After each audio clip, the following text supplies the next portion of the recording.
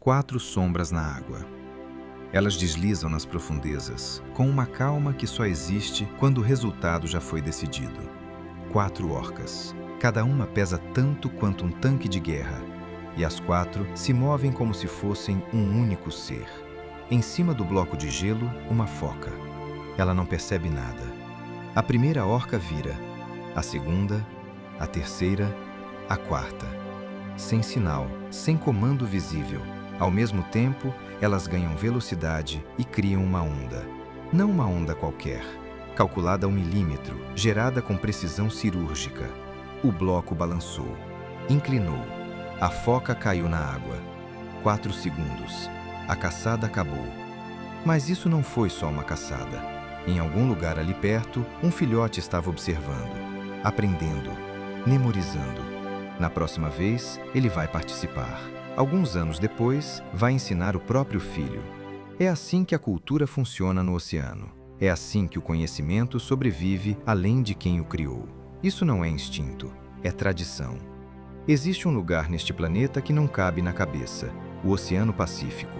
165 milhões de quilômetros quadrados de água. 1/3 de toda a superfície da Terra debaixo d'água. Um único corpo d'água que, se você tentasse atravessar em linha reta, levaria semanas navegando sem avistar terra. Fernão de Magalhães o atravessou em 1520 sem uma única tempestade e o chamou de Pacífico. Ele não sabia que debaixo dessa superfície tranquila estão 90% de todos os terremotos do planeta. Que a Fossa das Marianas desce 11 quilômetros, fundo suficiente para esconder o Monte Everest com 1 quilômetro sobrando. E que esse único oceano guarda quase metade de toda a água dos mares do mundo. Pacífico só no nome. No Triângulo dos Corais, no Pacífico Ocidental, vive a maior biodiversidade marinha já descrita pela ciência. Mais de 3.000 espécies de peixes, 600 espécies de corais. Para comparar, em todo o Mar do Caribe existem cerca de 700 espécies de peixes. Este oceano não apenas abriga a vida, ele a fabrica em escala industrial. E nesse ambiente, onde a competição é mais intensa do que em qualquer outro lugar da Terra, surge uma pergunta que vai muito além da biologia. O que é inteligência? E quem aqui a tem? A resposta vai virar de cabeça para baixo tudo o que você aprendeu sobre mente, raciocínio e consciência. Porque aqui, inteligência existe sem cérebro, tática existe sem linguagem e cultura existe sem escrita. Vamos começar pelo topo. Pela única criatura diante da qual até o tubarão branco recua, a orca. Mal nomeada, sempre mal compreendida. Baleia assassina foi o que os primeiros europeus chamaram quando viram ela caçar outras baleias. Na realidade, a orca é o maior golfinho do planeta. E é exatamente isso que explica tudo. As orcas vivem em clãs matriarcais. No centro de cada grupo está a fêmea mais velha, que pode ter 60, 70, até 90 anos. Ela não é apenas a líder, ela é a memória viva do grupo. Ela sabe onde o peixe estava 40 anos atrás. Sabe como caçar em anos de El Niño, quando os lugares habituais ficam vazios. Sabe tudo o que aprendeu com a própria mãe e tudo o que descobriu sozinha. Os cientistas observaram algo extraordinário. Quando essa fêmea idosa morre, a mortalidade no grupo aumenta nos anos seguintes. Não porque ela caçava pelos outros, mas porque ela sabia para onde ir quando tudo mais falha. Essa é a definição prática de sabedoria, e as orcas a possuem. No Nordeste do Pacífico, os pesquisadores identificaram 3 culturas completamente distintas de orca que dividem o mesmo oceano sem competir. As residentes se especializam exclusivamente em peixes, principalmente salmão. As transitórias caçam somente mamíferos marinhos. As oceânicas atacam tubarões. Uma espécie, 3 civilizações. Cada uma com suas próprias técnicas, seus próprios dialetos, seus próprios territórios culturais. Porque as orcas falam.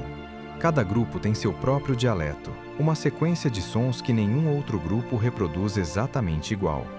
Os filhotes não nascem sabendo esse dialeto, eles aprendem, imitam a mãe, os irmãos, praticam. Com o tempo, os sons deles ficam indistinguíveis dos da família. Isso é socialização linguística. Em golfinhos, a alimentação em carrossel é uma demonstração perfeita. O grupo arrebanha milhares de arenques num bolo compacto e giratório, e cada orca dá uma chicotada com a cauda para atordoar dezenas de presas de uma vez. Ninguém come fora da vez. Ninguém quebra a formação. É uma técnica aprendida, aperfeiçoada e transmitida através de gerações. Na Patagônia, grupos de orcas aprenderam a se jogar deliberadamente na praia rasa para pegar leões marinhos na costa. É um truque perigoso. Uma orca encalhada pode morrer. As mães treinam os filhotes com paciência durante anos, começando por entradas rasas em condições controladas. Na Noruega, usam cortinas de bolhas para concentrar o arenque. Na Nova Zelândia, viram arraias de barriga para cima para induzi-las a um estado de paralisação temporária. Um mesmo animal, continentes diferentes, culturas completamente diferentes. A inteligência mais afiada do Pacífico não é uma inteligência só, é uma inteligência coletiva, distribuída por gerações, que não morre com nenhuma orca em particular. Mas nem toda inteligência precisa de sociedade. Existe uma forma de excelência que funciona sozinha, sem aprendizado cultural, sem transmissão de geração para geração, porque tudo o que é necessário já está gravado no próprio corpo. O tubarão branco, 400 milhões de anos. Quando os primeiros tubarões brancos apareceram nos oceanos, não havia uma única árvore na Terra. Os dinossauros ainda iam demorar 170 milhões de anos para surgir, e depois sumiriam 135 milhões de anos atrás. O tubarão branco sobreviveu a 5 extinções em massa, incluindo aquela que eliminou 96% de todas as espécies marinhas. E hoje, nada praticamente na mesma forma que nadava então. Isso não é primitividade, é perfeição que não precisou mudar porque chegou ao limite do que é possível. Sua caçada começa antes da vítima perceber qualquer coisa. As ampolas de Lorenzini, centenas de poros minúsculos espalhados pelo focinho, captam o campo elétrico gerado por qualquer coração que bata. O coração humano gera um campo elétrico de 1 bilionésimo de volt. O tubarão o sente a vários metros de distância. Um peixe enterrado na areia, invisível e imóvel, não consegue se esconder. O coração continua batendo. A linha lateral, um sistema de mecanoreceptores que percorre o corpo todo, detecta vibrações na água a centenas de metros. O faro identifica uma gota de sangue em 100 milhões de litros d'água. A visão é adaptada para a penumbra das profundezas. Tudo isso funcionando ao mesmo tempo, integrada em uma imagem contínua do mundo ao redor. Um mundo sem pontos cegos, sem ângulos mortos, sem possibilidade de emboscada. O ataque de baixo para cima não é coincidência, é o resultado de milhares de gerações de otimização. Das profundezas escuras, o tubarão vê o contorno da vítima contra a superfície iluminada. A vítima, olhando para baixo, não vê nada na água escura abaixo dela. O tubarão acelera verticalmente a 55 km por hora e, às vezes, sai completamente da água num salto espetacular. 1,5 toneladas de energia cinética calculada. Os dentes se renovam continuamente. Várias fileiras, a próxima sempre pronta para substituir a que caiu. Ao longo de uma vida de 70 anos, um único tubarão branco pode trocar mais de 20 mil dentes. Hoje existem cerca de 3.500 tubarões brancos no mundo. A IUCN classifica como vulnerável. A criatura que sobreviveu a tudo que este planeta já produziu de catastrófico está ameaçada por anzóis e pesca esportiva. O tubarão branco caça com uma inteligência que não precisa de pensamento consciente. Ela está na própria estrutura do corpo, na precisão dos sentidos, na geometria do ataque. Às vezes, a forma mais profunda de inteligência é aquela que opera sem que ninguém precise decidir nada. A evolução não procura uma resposta certa. Ela procura todas as respostas possíveis e mantém as que funcionam. O tubarão-martelo é a prova de que a natureza pode redesenhar completamente um dos órgãos mais importantes do corpo para fins que vão muito além do convencional. Aquela cabeça achatada e alongada, o cefalofólio, não é um erro de design. É uma estação de radar viva. A superfície do martelo concentra milhares de ampolas de Lorenzini, muito mais do que qualquer outro tubarão. O tubarão-martelo literalmente escaneia o fundo enquanto nada, como um detector de metal passando pela areia. Ele sente a arraia enterrada a vários centímetros de profundidade. Sente o batimento cardíaco dela através do sedimento. Os olhos nas extremidades do martelo concedem uma visão binocular que cobre quase toda a esfera ao redor. Nada se move sem que ele perceba. Para o tubarão-martelo, não existe o conceito de esconderijo. 9 espécies conhecidas. O grande tubarão-martelo está em situação crítica de extinção, segundo a IUCN. A causa é a sopa de barbatana, um prato sem sabor próprio, sem benefício nutricional comprovado, cuja produção destrói dezenas de milhões de animais por ano. 40 milhões de anos de perfeição evolutiva por uma tigela de gelatina. O tubarão-baleia escolheu o caminho oposto e é igualmente bem-sucedido. 12 metros de comprimento, às vezes 18. O maior peixe da Terra, por uma margem enorme em relação ao segundo colocado. E ele não mata ninguém. A boca abre 1,5 metro de largura para filtrar plâncton, ovas de peixe e pequenos crustáceos. Sem dentes para capturar presas, sem agressividade. Rêmoras grudam nos flancos dele e se alimentam dos seus restos. Peixes menores nadam junto, usando seu corpo como abrigo. Cada tubarão-baleia carrega um padrão único de manchas brancas, como uma impressão digital, que permite identificar cada animal ao longo de décadas. Em 75 anos, a população mundial caiu mais da metade. Status ameaçado. 2 tubarões, 2 caminhos completamente opostos. Um especializou os sentidos ao máximo para encontrar o que está escondido. O outro abriu mão das armas, cresceu imensurável e vive da abundância que está em todo lugar. Ambas as estratégias funcionam há milhões de anos. As duas estão ameaçadas pela mesma coisa. Agora chegamos à criatura que mais desafia tudo o que pensávamos saber sobre o que é uma mente e onde ela deve estar. 500 milhões de neurónios. Para um invertebrado, só esse número já seria impressionante. A maioria dos insetos tem cerca de 1 milhão. Mas o que faz o polvo único não é a quantidade de neurónios, é onde eles ficam. 2/3 do sistema nervoso do polvo estão nos tentáculos, não no cérebro. Cada um dos 8 tentáculos tem sua própria rede neural capaz de tomar decisões independentes, reagir a estímulos sem aguardar ordem central, sentir a comida pelo tato enquanto o cérebro está ocupado com outra coisa.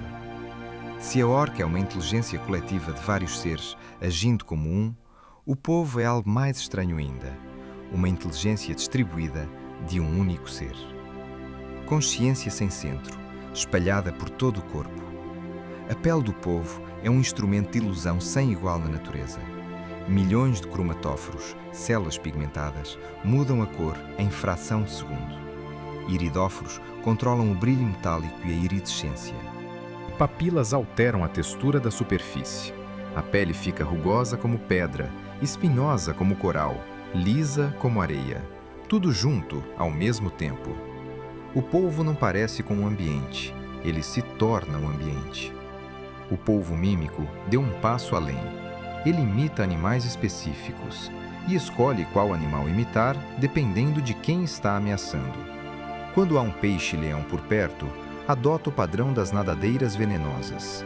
Quando a ameaça é um predador que teme cobras marinhas, adota as listras preto e amarelo e os movimentos de uma cobra. Ele lê a ameaça, escolhe o papel certo e o representa de forma convincente o suficiente para enganar um predador cuja sobrevivência depende de reconhecer perigo com precisão. Isso é avaliação de ameaça, tomada de decisão estratégica e performance. 3 coisas que costumávamos reservar para animais muito mais complexos. Na Indonésia, em 2009, pesquisadores filmaram um polvo coletando metades de casca de coco descartadas por pescadores, carregando-as sob o corpo pelo fundo do mar e montando um abrigo com elas em um local previamente escolhido. Planejamento, uso de ferramentas para uma necessidade futura, em um invertebrado. O sangue é azul, hemocianina, com cobre no lugar da hemoglobina com ferro. 3 corações. Em situação de perigo, uma nuvem de tinta que não apenas nubla a visão do predador, mas também desativa temporariamente o seu olfato por interferência química. Um polvo de 4 quilos passa por qualquer abertura maior que o bico, a única estrutura rígida de um corpo completamente mole. Polvos resolvem labirintos, lembram das soluções, reconhecem rostos humanos específicos e reagem de formas diferentes. Amigável com quem alimenta, desconfiado com quem já os incomodou. Em um aquário de Seattle, um polvo chamado Otto apagava regularmente a luz, subindo até o teto e direcionando um jato d'água para a lâmpada. A luz o incomodava. Vivem no máximo 2 a 4 anos. Cada um começa sozinho, sem pai nem mãe por perto. E chegam a tudo isso por conta própria, sem modelo a seguir. Mas a coisa mais extraordinária no polvo não é a sua inteligência de caçador. É o que acontece no fim da vida. A fêmea polvo encontra um abrigo, põe os ovos e se fecha lá dentro. Em algumas espécies das profundezas, esse período dura 4 anos e meio. Ela não sai, não come.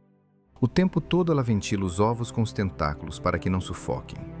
Afasta tudo que se aproxima, inclusive animais muito maiores que ela. Quando os filhotes eclodem, ela não está mais lá. O corpo foi gasto até o fim. Cada pequeno polvo nada para o Oceano Pacífico sozinho, sem saber o que foi sacrificado para que ele chegasse até ali. A inteligência mais profunda do polvo não está nos tentáculos nem nos cromatóforos. Está em uma escolha que a natureza fez há milhões de anos. O melhor que uma única vida pode fazer é se entregar inteira para a próxima. Você pode fechar um polvo dentro de um pote de vidro. Ele abre a tampa por dentro. Qual forma de inteligência mais te impressiona? A tática da orca, a transformação do polvo ou o sacrifício da mãe? Deixa nos comentários, leio todos. Agora vamos falar de uma criatura que não tem cérebro, não tem coração, não tem sangue, e mesmo assim resolveu um problema que a humanidade persegue há milênios. Sem cérebro, sem coração, 95% do corpo é água, uma rede nervosa primitiva capaz apenas de reflexos básicos, e 500 milhões de anos de presença ininterrupta neste planeta. As águas-vivas já estavam aqui antes dos primeiros peixes, antes dos insetos, antes das árvores. Quando os dinossauros surgiram, elas já tinham 300 milhões de anos de história. Quando os dinossauros sumiram, elas ficaram. Sobreviveram a todas as 5 extinções em massa da história da Terra. A estratégia delas é a simplicidade levada à perfeição. Não desenvolver o que não precisa. Não gastar energia com complexidade que não aumenta as chances de sobreviver. Rede nervosa no lugar de cérebro. Reflexos no lugar de decisões. Os tentáculos da juba de leão chegam a 37 metros, mais compridos que uma baleia azul, o maior animal que já existiu neste planeta. Em cada tentáculo, milhares de nematocistos, células urticantes que disparam como arpões microscópicos ao toque mínimo. A velocidade desse disparo é uma das mais altas registradas na biologia. Sem cérebro para mirar, sem decisão consciente, pura mecânica, afinada por centenas de milhões de anos. E existe uma espécie que foi ainda mais longe, Turritopsis dohrnii, a água-viva imortal, poucos milímetros de diâmetro, completamente sem graça por fora. Mas quando ela envelhece, sofre trauma ou passa por estresse severo, ela não morre, ela reverte o próprio desenvolvimento. As células adultas retrocedem ao estado de células-tronco. Um novo organismo jovem cresce a partir do corpo velho, e o ciclo pode recomeçar. Os cientistas chamam isso de transdiferenciação. Em teoria, o processo pode se repetir indefinidamente. A água-viva imortal não morre de velhice, somente por predação, doença ou dano físico irreparável. Laboratórios no Japão, nos Estados Unidos e na Espanha estudam os mecanismos moleculares desse processo ativamente, em busca de chaves para tratar doenças do envelhecimento em humanos. 500 milhões de anos de evolução encontraram uma solução que nenhum cérebro inventou. Às vezes a resposta não está em se tornar mais complexo, está em se tornar tão simples que não reste nada para quebrar. E quando algo quebra, começar de novo. Neste oceano, a inteligência se manifesta não só no que uma criatura faz, mas no que ela escolhe não fazer. A craíta do mar listrada desliza pelas águas dos corais como uma fita de seda preta e branca. Seu veneno é mais potente do que a maioria das cobras terrestres. Uma picada contém neurotoxina suficiente para matar um adulto em poucas horas sem atendimento médico, e ela quase nunca pica ninguém. Mergulhadores do mundo inteiro nadam ao lado de craitas sem incidentes. Ela não é agressiva, ela é lenta para uma cobra marinha. Seu veneno foi desenvolvido para a caça, paralisar uma enguia ou um peixe pequeno dentro de uma fenda de recife onde ela mergulha à noite. Seus pulmões permitem mergulhos prolongados. Ela fica horas debaixo d'água, depois sobe para a costa. Descansar, digerir, trocar de pele. Ela existe com igual conforto em 2 mundos, o marinho e o terrestre. A inteligência da Kraita não está no veneno, está em saber quando não usá-lo. Ter a arma absoluta e aplicá-la com critério, isso prolonga tanto a eficácia da arma quanto a vida de quem a carrega. O peixe-leão funciona de forma diferente. 18 espinhos venenosos, nadadeiras peitorais que se abrem como leques e encurralam presas em cantos sem saída. A fêmea desova de 12 a 15 mil ovos a cada 4 dias. Na região Indo-Pacífica, seu lar original, ele faz parte de uma rede alimentar equilibrada, onde existem predadores naturais e competidores. Em 1985, alguns exemplares chegaram ao Mar do Caribe, provavelmente liberados de um aquário doméstico na Flórida. No Caribe, não existe nenhum predador que saiba reconhecer o peixe-leão como ameaça ou como alimento. A coloração de advertência não comunica nada para quem nunca a viu, e o peixe-leão começou a comer, sem limite, sem regulação. Hoje, está espalhado por todo o Caribe e Golfo do México. Em alguns recifes, representa mais da metade da biomassa de peixes predadores. Mais de 50 espécies nativas foram dizimadas. Recifes que levaram milênios para se formar estão mudando mais rápido do que conseguem se adaptar. O peixe-leão não tem culpa. Ele está fazendo exatamente aquilo para o qual foi construído. A estratégia dele funciona. Funcionou bem demais. 2 animais venenosos, um conhece o limite, o outro nunca precisou conhecê-lo, até ser colocado num mundo onde não havia limite algum. A forma mais silenciosa de inteligência é desaparecer no próprio mundo. Nas águas frias da costa sul da Austrália, entre as florestas de algas que balançam com a corrente, vive uma criatura que você pode estar olhando agora mesmo e não vai ver: o dragonete folhado. Seu corpo é coberto de apêndices que reproduzem com perfeição a forma, a cor e o movimento das folhas de alga. Não parece com algas, é algas. Pelo menos é isso que os predadores enxergam. A ilusão não é visual apenas. A textura, o balanço com a corrente, o comportamento, tudo está integrado para criar algo que não parece um animal em absoluto. Ele não tem dentes, não tem veneno, não tem velocidade. Sua única defesa é a ilusão perfeita, e essa ilusão funciona há 65 milhões de anos, desde a época em que os dinossauros desapareciam da face da Terra. Alimenta-se de misidáceos, pequenos crustáceos que suga pelo focinho tubular. O intestino é tão curto que a digestão é incompleta, e ele precisa comer quase sem parar, movendo-se lentamente pelas florestas de algas em busca da próxima refeição. Os ovos são carregados pelo macho, até 250 deles, presos na cauda por 8 semanas. Quando eclodem, os filhotes já são miniaturas perfeitas do adulto e começam sua vida independente imediatamente. A IUCN recentemente elevou seu status para vulnerável. As florestas de algas da costa australiana estão encolhendo com o aquecimento do oceano. A criatura que sobreviveu, dissolvendo-se no próprio mundo, está perdendo o mundo no qual sabe se dissolver. O cavalo marinho escolheu uma filosofia parecida, com algumas diferenças fascinantes. O único peixe que nada na vertical. Isso não é apenas uma curiosidade. A posição vertical permite que ele fique praticamente imóvel entre os talos do pasto marinho, invisível para predadores que passam. O rabo prênsil agarra qualquer suporte, poupando energia em correntes que arrastam tudo ao redor. Os olhos se movem de forma independente, cada um numa direção diferente, para uma visão quase esférica sem precisar mover o corpo. O cortejo dura vários dias. O casal se encontra diariamente ao amanhecer, entrelaça as caudas, muda de cor em sincronia, dança pelo pasto marinho como se fossem um único ser. Essa sincronização aumenta a compatibilidade fisiológica e a taxa de fecundação. Depois, a fêmea deposita os ovos na bolsa abdominal do macho. Ele os carrega, ele os gesta. E quando nascem, ele os dá à luz. O único caso comprovado de gestação masculina entre vertebrados. Dezenas de milhões de cavalos marinhos são capturados todo ano para a medicina tradicional, comércio de aquários e souvenirs. Muitas espécies estão ameaçadas: o dragonete e o cavalo marinho. Sem armas, sem armadura, sem veneno. A inteligência deles é a inteligência da presença.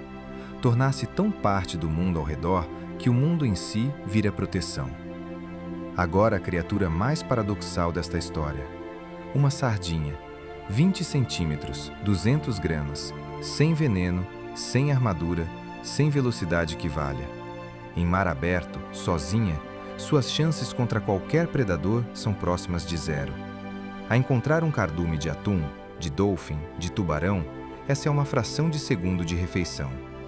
Mas no Oceano Pacífico, raramente existe uma sardinha sozinha. A corrida das sardinhas na costa leste da África do Sul acontece todo ano entre maio e julho. Bilhões de sardinhas migram para o norte em cardumes que chegam a 15 quilômetros de comprimento e 3 quilômetros de largura. São visíveis do espaço. Atraem para um mesmo ponto golfinhos, tubarões, baleias, alcatrões, lobos marinhos, todos comendo ao mesmo tempo. E o cardume continua. Dentro dessa massa não existe líder, não existe hierarquia, não existe centro de decisão. Cada sardinha segue 3 regras simples: manter distância aproximada dos vizinhos, mover-se na mesma direção que eles, evitar colisões. Só isso. Mas quando 1 bilhão de organismos seguem essas regras ao mesmo tempo, surge algo que os matemáticos chamam de comportamento emergente. O cardume começa a se comportar como um único ser vivo. Ele se deforma sem perder a estrutura. Se divide e se funde. Reage a ameaças com uma velocidade impossível para qualquer decisão individual, porque a informação viaja pelos corpos, pela perturbação da água, mais rápido do que qualquer sinal nervoso. Quando um predador ataca, o cardume fecha numa bola de isca, uma esfera densa e giratória, onde cada peixe muda de posição constantemente. Golfinhos pressionam de baixo, tubarões atacam pelo lado, alcatrões mergulham de cima a 90 km por hora. A bola perde milhares e continua. Nenhum centro de comando foi destruído, porque nenhum existia. Tirem as sardinhas do Pacífico e toda a estrutura que estamos discutindo hoje desmorona. O atum azul do Pacífico come sardinhas. Os golfinhos comem sardinhas. As baleias comem sardinhas em situações críticas. A maioria das aves marinhas cria seus filhotes com sardinhas. A base da pirâmide alimentar deste oceano é um peixinho de 200 gramas sem nenhum meio de defesa individual. A sardinha coloca o oceano diante de uma pergunta que não tem resposta fácil. Quem é mais inteligente? Um ser que age sozinho, com todo o seu cérebro, ou 1 bilhão de seres que agem juntos, sem nenhum? Em 1992, pesquisadores colocaram um boto nariz de garrafa diante de um espelho. Eles esperavam que ele atacasse o reflexo, confundindo com outro golfinho, ou o ignorasse. Em vez disso, o golfinho ficou suspenso diante do espelho e começou a fazer movimentos deliberados. Abria a boca, observava a boca do reflexo, rodava para ver a parte de baixo do próprio corpo, olhava dentro da própria boca. Isso é o teste do espelho, o critério científico para o autorreconhecimento. Antes de 1992, acreditava-se que apenas humanos e grandes primatas passavam. Os golfinhos passaram com o mesmo resultado que os humanos. O que se descobriu desde então mudou a forma como a neurociência pensa sobre consciência. Cada golfinho tem um assobio de identificação, um padrão sonoro único que desenvolve nos primeiros meses de vida e mantém inalterado pelo resto da existência. Isso é um nome, não uma metáfora, um nome real. Os golfinhos se chamam uns aos outros, reproduzindo o assobio específico de cada um deles. Uma mãe que perdeu o filhote na multidão grita o próprio nome para que ele a encontre. Grupos de golfinhos lembram os assobios de conhecidos que não veem há 20 anos e respondem ao reconhecê-los. E isso é identidade que persiste no tempo. É a base de relações sociais que duram décadas. A ecolocalização deles é uma janela de percepção que não temos. Cliques ultrassônicos de até 200.000 Hz criam uma imagem tridimensional do ambiente. Não apenas a forma dos objetos, mas a densidade, a textura, a composição interna.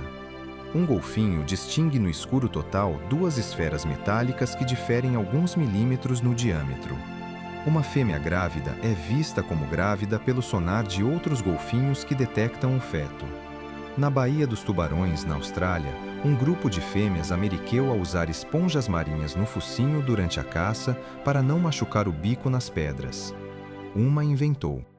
As outras copiaram. Hoje, as mães ensinam as filhas, várias gerações de transmissão cultural de uma ferramenta. Na cidade de Laguna, no sul do Brasil, golfinhos selvagens cooperam com pescadores há décadas. Os golfinhos arrebanham o peixe em direção à costa e dão um sinal específico, um mergulho ou uma pancada na superfície, quando os pescadores devem lançar as redes. Os pescadores pegam o peixe que vai reto, os golfinhos pegam o que foge pelos lados. Nenhum acordo verbal, nenhuma linguagem em comum, apenas um comportamento mutuamente vantajoso, descoberto por ambos e transmitido por gerações de cada lado. Eles cooperam na caça, compartilham comida, sustentam os membros enfraquecidos do grupo na superfície para que possam respirar. Brincam, pelo que tudo indica, simplesmente porque gostam. A inteligência do golfinho vai além do raciocínio puro. É profundidade emocional, entender o outro e saber quem você é. O que até pouco tempo atrás a gente achava que era só coisa nossa. Em 1994, ao largo da Nova Zelândia, uma matilha de golfinhos manteve um círculo protetor ao redor de um grupo de nadadores por várias horas, enquanto um grande tubarão branco circulava na área. Os golfinhos não atacaram o tubarão, simplesmente criaram uma barreira viva e impediam as pessoas de nadar para os lados onde o tubarão poderia alcançá-las. Isso não é reflexo, é avaliação de situação, tomada de decisão e proteção de um ser de outra espécie. É exatamente isso que torna o golfinho algo além de um predador inteligente. O oceano pensa diferente. Mas antes de fechar, o Oceano Pacífico tem mais uma forma de inteligência guardada, a mais antiga desta história, mais antiga do que a cultura das orcas, mais antiga do que a mente distribuída do polvo, mais antiga do que a consciência dos golfinhos. 120 milhões de anos. As tartarugas marinhas já existiam nessa forma reconhecível quando os dinossauros ainda dominavam a Terra. Sobreviveram ao asteroide que os eliminou. Sobreviveram ao aparecimento e desaparecimento de mares inteiros. Sobreviveram à formação do Oceano Atlântico, que ainda não existia quando elas surgiram. Continuaram nadando enquanto continentes se separavam e se juntavam. 7 espécies hoje, 5 delas ameaçadas. A tartaruga de couro é a maior réptil viva do planeta, quase 2 metros de comprimento até 900 quilos. Mergulha mais de 1.000 metros de profundidade. Suporta temperaturas que imobilizariam qualquer outra tartaruga. Percorre milhares de quilômetros todo ano entre as praias tropicais onde desova e as águas frias, onde se alimenta de águas vivas. Mas o mais extraordinário nela não é o tamanho nem a resistência, é a navegação. A tartaruga de couro retorna para desovar na mesma praia onde nasceu. Após décadas vagando pelo oceano aberto, às vezes cruzando o Pacífico inteiro, ela encontra aquele trecho específico de costa com uma precisão de dezenas de metros. Como? O campo magnético da Terra. A assinatura magnética da praia natal é registrada ainda dentro do ovo, antes de o filhote eclodir. Depois, anos de oceano aberto, milhares de quilômetros de migração, mudanças de corrente e temperatura, e finalmente, o retorno. Preciso, infalível. Isso não é memória do cérebro, é a bússola interna, o campo magnético da Terra, gravado no próprio genoma, herdada de uma linhagem que usa essa orientação há 120 milhões de anos. À noite, a fêmea sai da água, pesada, lenta, deixando um rastro largo na areia. Ela cava o ninho com as nadadeiras traseiras com uma precisão impressionante. A profundidade e o formato determinados pelo instinto testado por milhões de gerações. Deposita os ovos, cobre, disfarça a superfície e volta para o mar. Ela nunca vai ver os filhotes. 60 a 80 dias depois, os filhotes eclodem, minúsculos, pesando alguns gramas. Sebem pela areia, guiados pelo brilho do horizonte sobre o mar. Se a praia estiver iluminada por luz artificial, eles vão na direção errada. Por isso, algumas cidades costeiras restringem a iluminação noturna na época da desova. Só 1 em cada 1000 chega à idade adulta. Os 45 metros entre o ninho e a água são a parte mais perigosa de toda a existência deles. Aves atacam de cima, caranguejos na areia, peixes na rebentação. E mesmo assim, a espécie sobreviveu. 120 milhões de anos de sucesso com essa mesma fórmula. O plástico que elas confundem com água viva e comem. A perda das praias para construção. As redes de pesca que as capturam por acidente. A mudança climática que altera a temperatura da areia e, com ela, a proporção de sexos nos filhotes. 120 milhões de anos de estabilidade. Algumas décadas para colocar em risco. Onde as tartarugas desovam, os recifes de coral se estendem pelas águas rasas e quentes. Cidades construídas ao longo de milênios por organismos menores que uma unha. Os ecossistemas mais biodiversos do planeta, tanto na terra quanto no mar, ocupam menos de 1% da área dos oceanos e abrigam mais de 1/4 de todas as espécies marinhas conhecidas. Em cada recife, existe uma rede de dependências tão intrincada que nenhum computador ainda consegue modelá-la completamente, e capacidade de processamento de centros científicos de ponta. Os ouriços do mar evitam que as algas sufoquem os corais. Os peixes-papagaio mastigam o coral e produzem a areia branca das praias tropicais. Os peixes limpadores removem parasitas de predadores que os visitam especialmente para isso. Os peixes palhaço protegem as anêmonas dos peixes borboleta que comem seus pólipos, e as anêmonas protegem os peixes palhaço com seus tentáculos urticantes. Nenhum planejamento central, nenhum coordenador, apenas 500 milhões de anos de coevolução. Hoje, os recifes estão morrendo. O branqueamento dos corais, provocado pelo aumento da temperatura da água, já destruiu grandes extensões da Grande Barreira de Coral. A acidificação do oceano, causada pela absorção do excesso de CO2, corrói as estruturas de carbonato que os corais levaram milênios para construir. Partículas de plástico estão presentes no estômago de peixes, plâncton e corais em todas as profundidades do Pacífico, do Havaí até o fundo da Fossa das Marianas. O Oceano Pacífico passou 500 milhões de anos construindo a biblioteca de respostas mais completa que a vida já produziu neste planeta. A orca sabe como pensar junto. O tubarão branco sabe como esperar e atacar no momento certo. O polvo sabe como ser qualquer coisa. A água-viva sabe como recomeçar. A sardinha sabe como ser parte de algo maior que si mesma. O golfinho sabe quem ele é. A tartaruga marinha sabe o caminho de volta para casa. 7 criaturas, 7 formas de inteligência, um oceano. E agora uma pergunta que fica depois que a tela apaga. Todas essas formas de inteligência surgiram para resolver um problema comum: sobreviver no mundo que quer te comer. E cada uma delas, ao longo de milhões de anos, funcionou sem destruir o sistema que a sustentou. Só uma forma de inteligência neste planeta destrói sistematicamente o sistema que a sustenta, e ainda não encontrou como parar. Presta atenção no que o oceano está dizendo, porque ele está dizendo algo, lentamente, pelos nossos padrões, mas para as criaturas que vivem aqui há 500 milhões de anos, em voz muito alta. Existe uma última coisa sobre inteligência que o Oceano Pacífico nos ensina, e é a mais importante de todas. Todas as formas de inteligência que vimos hoje surgiram dentro de um sistema. A orca desenvolveu sua inteligência coletiva dentro de uma teia de espécies que ela ao mesmo tempo caçava e sustentava. O polvo desenvolveu seu intelecto distribuído dentro de um recife que ele ao mesmo tempo predava e regulava. O golfinho desenvolveu sua autoconsciência dentro de uma rede social que dependia do oceano inteiro para existir.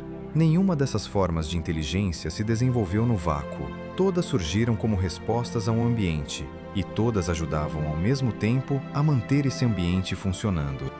O golfinho que coopera com pescadores em laguna não teria esse comportamento se o oceano não tivesse peixe suficiente para que a cooperação valesse a pena. A orca não teria cultura de caça sofisticada se não houvesse presas abundantes o suficiente para que a especialização fizesse sentido. A tartaruga não retornaria ao mesmo plágio se esse praia não existisse mais. Inteligência, nesse sentido, é sempre uma resposta ao mundo em que se existe. E quando o mundo muda rápido demais, as respostas que funcionavam deixam de funcionar, não porque eram erradas, mas porque o contexto que as tornou possíveis desapareceu. A única inteligência que surgiu de um jeito diferente é a nossa. Desenvolvemos nossa cognição, linguagem, ciência e tecnologia a uma velocidade que o ambiente não conseguiu acompanhar. Por isso, somos a única espécie para a qual a natureza não teve tempo de desenvolver mecanismos de equilíbrio. o que significa que o equilíbrio precisa vir de nós, não como regra imposta de fora, mas como conclusão lógica de uma inteligência que consegue enxergar o sistema do qual faz parte e entender o que acontece quando esse sistema quebra. Isso não é poesia. É a aplicação mais básica da inteligência que nos trouxe até aqui. Tem mais uma dimensão da inteligência no Oceano Pacífico que vale mencionar. A inteligência do sistema como um todo. O recife de coral não tem um único cérebro. Nenhuma espécie dentro dele toma decisões pela comunidade. E mesmo assim, o recife funciona como um sistema integrado de uma complexidade que supera tudo o que a engenharia humana produziu. Cada espécie faz sua parte, não porque foi instruída, mas porque ao longo de milhões de anos de coevolução, os comportamentos que destruíam o sistema foram eliminados e os que o sustentavam sobreviveram. Isso é inteligência emergente. A capacidade de um sistema de se organizar e se regular sem nenhum controlador central. É a mesma inteligência que faz o cardume de sardinhas reagir a ameaças mais rápido do que qualquer decisão individual seria possível. É a mesma inteligência que regula a temperatura da água nos recifes através da ação conjunta de milhares de espécies. O que o Oceano Pacífico demonstra ao longo de 500 milhões de anos é que existe uma forma de inteligência que emerge não de um único cérebro extraordinário, mas da interação de muitos organismos ao longo de muito tempo. Chamamos de ecossistema, mas poderíamos chamar de mente distribuída da natureza. E essa mente, diferente da nossa, não precisa ser explicada para funcionar. Ela simplesmente funciona, enquanto não é interrompida. Se olharmos para 7 estratégias juntas, da orca até a água-viva, percebemos algo que não aparece de imediato. Nenhuma dessas estratégias é agressiva em relação ao sistema. A orca caça, mas não extermina. O tubarão branco mata, mas remove os fracos, mantendo a saúde das populações. O polvo come caranguejos, mas as populações de caranguejos não desaparecem. A água-viva absorve plâncton, mas o plâncton se recupera. A sardinha consome zooplâncton, mas ele continua abundante. Isso não é coincidência. É o resultado de 500 milhões de anos de seleção. As espécies que destruíam sua base alimentar desapareciam junto com ela. Ficaram aquelas que tomavam exatamente o quanto o sistema consegue repor. Os ecólogos chamam isso de uso sustentável dos recursos. Mas muito antes de o ser humano inventar essa expressão, a natureza já a praticava. Não por altruísmo, não por escolha consciente, mas simplesmente porque é o único que funciona num horizonte de tempo longo. Cada predador nesse oceano vive dentro do que o sistema consegue repor. Essa é a regra que a natureza não formula. Ela simplesmente elimina quem a viola. Além disso, vale notar que cada estratégia de sobrevivência nesse oceano tem sua especialização, seu nicho ecológico que ela ocupa melhor do que qualquer outra espécie. A orca não compete com o tubarão branco. Eles ocupam nichos diferentes. O polvo não compete com o golfinho. Territórios de caça diferentes, presas diferentes, estratégias diferentes. Biodiversidade não é competição, é especialização. Quanto mais espécies, mais completamente o espaço ecológico do oceano é o Wrightley, mais resiliente o sistema como um todo e mais difícil de restaurar quando algo é arrancado dele. Alguns fatos que vale conhecer ao sair dessa jornada documental. O grande vórtice de lixo do Pacífico, uma acumulação de resíduos plásticos com área superior a 1,6 milhão de quilômetros quadrados, é mais do que 2 vezes a área do Texas. Não parece um lixão. A maior parte do plástico se fragmentou em micropartículas suspensas na água. Essas partículas são absorvidas pelo zooplâncton. O zooplâncton é comido pela sardinha, a sardinha pelo atum, o atum pelo ser humano. O plástico já entrou na cadeia alimentar que acabamos de explorar, pelo seu elo mais baixo. A população de baleias azuis, os maiores animais que já existiram na Terra, caiu de aproximadamente 250 mil para pouco mais de 10 mil animais. A maioria vive nas águas do Oceano Pacífico. A baleia azul se alimenta de crio, pequenos crustáceos, irmãos das sardinhas na hierarquia. Se o crio desaparecer, desaparece o último exemplar do maior ser vivo da história da vida na Terra. Os recifes de coral ocupam menos de 1% do fundo do oceano, mas sustentam mais de 25% de todas as espécies marinhas conhecidas. Se a temperatura da água continuar subindo no ritmo atual, até 2050, a maioria dos recifes tropicais será destruída pelo branqueamento. Isso é 1/4 da vida marinha do planeta, perdida em uma geração humana. Esses números não são previsões catastróficas para assustar, são fatos medidos. A conta atual do sistema que acompanhamos hoje. As orcas ainda caçam, os polvos ainda se camuflam, as tartarugas ainda retornam, as águas-vivas ainda recomeçam. Por enquanto, ainda. Inscreva-se e ative o sininho. A próxima expedição já está a caminho.